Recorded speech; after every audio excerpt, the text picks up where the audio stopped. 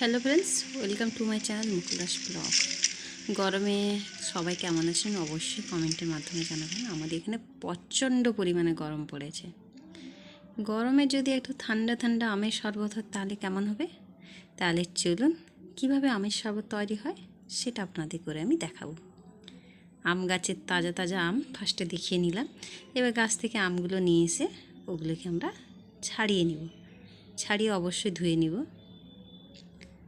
এবার গরমে আপনারা কিভাবে নিজের শরীরকে ভালো রাখছেন, সুস্থ রাখছেন অবশ্যই কমেন্টের মাধ্যমে জানাবেন, তাতে আমাদেরও কিছুটা হেল্প হবে।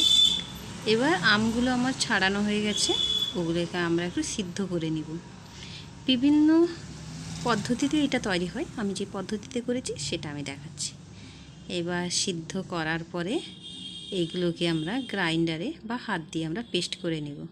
পেস্ট করার পরে বিট নুন, জলজিরা, নুন, পুদিনা পাতা সব একসঙ্গে দিয়ে ভালো করে মিক্সড করে নেব।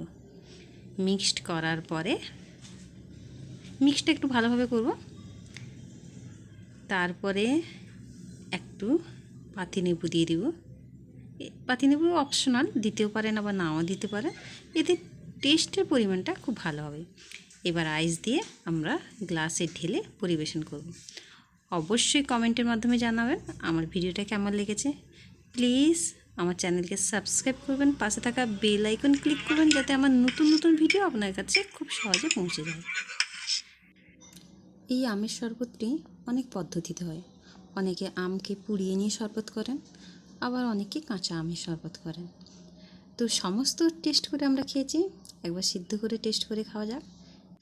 এই আমের শরবতটা যদি ফ্রিজে আমরা 2-3 ঘন্টা রেখে দিয়ে তারপরে খাই তাহলে এর টেস্টটা আরও বেড়ে যাবে। আমার আইডিয়া যেটুকু ছিল আমি আপনাদের সঙ্গে শেয়ার করলাম। অবশ্যই আপনাদের কোনো নতুন নতুন আইডিয়া থাকলে আমাকে কমেন্টের মাধ্যমে জানাবেন, যাতে আমিও নতুন কিছু শিখতে পারি। শেখা একতরফা হয় না, যেহেতু আমি আপনাদের বন্ধু, আপনারাও আমার বন্ধু, উভয়ের কাছে শেখা যায়। গরমে ভালো থাকবেন, সুস্থ থাকবেন, সাবধানে থাকবেন।